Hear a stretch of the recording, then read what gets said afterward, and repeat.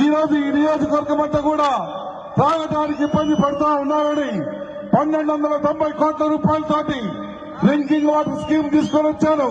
త్వరలో దాన్ని పూర్తి మొదలు పెట్టబోతా ఉన్నాం. మన నియోజకవర్గంలో ప్రతి గ్రామానికి త్రాగునీరు రాబోతా ఉంది అతి త్వరలో అని చెప్పి మీ అందరికీ మనవి చేస్తా ఉన్నాం.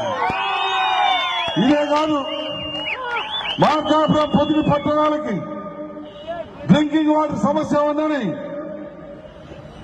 200 కోట్ల రూపాయలతోటి త్రాగునీటి సౌకర్యం కల్పించబోతా ఉన్నాం. అంటే ఈ యొక్క 1290 కోట్లలో 390 కోట్లు మార్కాపూర్కి, 200 కోట్లు ఈ రెండు పట్టణాలకి, అంటే 690 దగ్గర 700 కోట్ల రూపాయల డబ్బులు ఈ తొలి సంవత్సరంలో నేను శాంక్షన్ చేయించుకొని వచ్చానంటే